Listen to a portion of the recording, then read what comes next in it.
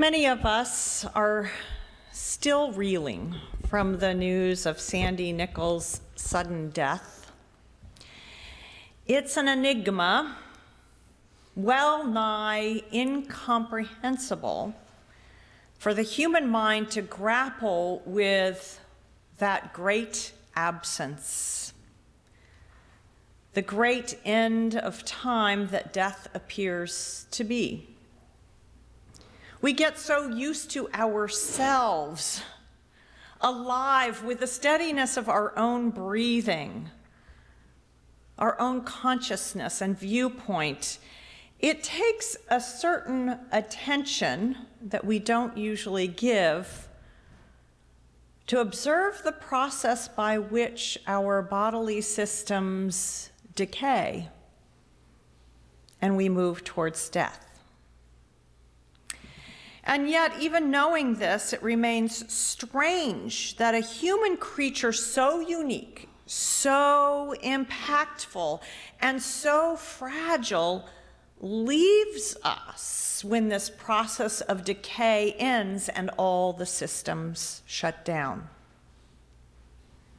How could Sandy, who was the picture of vitality, have dinner with friends one night and be gone the next? But that time steals a lot of things from us. Many of these things erode away so slowly we hardly notice them. Our own sense of usefulness in the world, smooth and elastic skin, forms of flexibility, grip strength, childhood memories. Other things change with the blink of an eye, like when the Twin Towers came down on 9/11, or the results of a car crash, or a surgery that removes a part of our body, or a traumatic event that impacts our mental health and well-being. The book club in which I am a member, and Sandy Nichols was a member too, has been reading Patrick Ryan's book, Buckeye.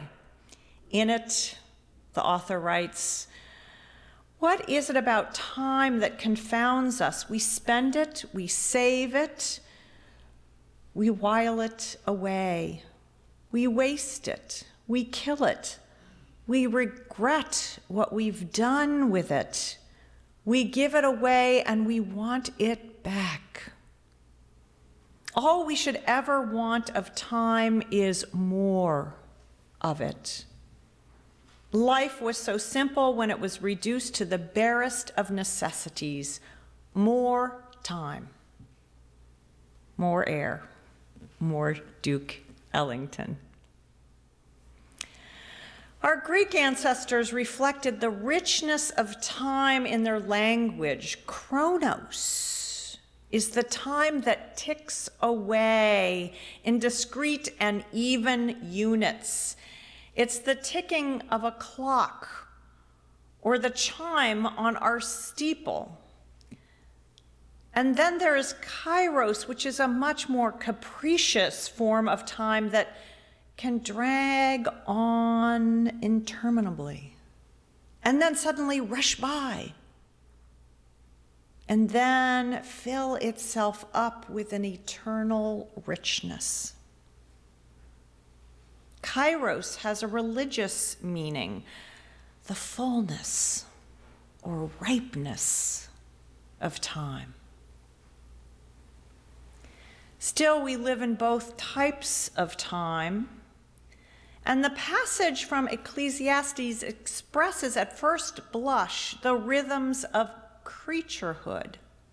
It reminds us that aging is not a curse or a punishment, no matter how punishing it can seem. There are seasons, and the seasons are the result of the earth being somewhat askew, which is a reminder that imperfection has unbelievably divine gifts. James K.A. Smith writes, Christian timekeeping is like a dance on a tightrope. On one hand, we are called to inhabit time in a way that stretches us to be aware of so much more than now. As a tradition, to people mindful of our inheritances, we live futurally, looking for God's reign to come. On the other hand, we always live in the present. We live with past gifts and future hopes that coalesce in the now. We cannot avoid the present. We cannot ignore it. We might try to, and if we do, we let much of our life slip away. I think this may be the third time I'm going to quote to you from Annie Dillard in a sermon of mine. Same quote, how we spend our days is, of course, how we spend our lives. So how we fill up this day has consequences for the shape of our whole lives. Now, seasonality is where Chronos and Kairos meet. If we attend, we are no longer governed only by the ticking of the clock, but we can live our lives in sort of eras and seasons, time to weep and time to laugh. Think about the local food or slow food movement, which is about eating what is available locally and in season, but such chefs are not fully beholden to Kairos only. They use Chronos, only. They use Kairos as well, because most do some preserving. Dried apricots can accompany a pork roast, and preserved tomatoes can make up a rich marinara. This is true for our lives of faith as well, by the way. Seasonality means there are times for us to mourn. years ago in that 3-year season of my parents dying, I marveled that I was sad and had few margins in my time, but I was not overcome. A lifetime of living in community, of celebrating births and deaths, of reading scripture had stored something within me like jars of joy set aside, peach raspberry jam waiting on the shelf. To be sure, some of the seasons of our lives come unbidden and unanticipated. They come and surprise us. Others we can anticipate, but they come when they want, like the moment of birth and the moment of death and the day that the peepers start singing. But many seasons are our choice.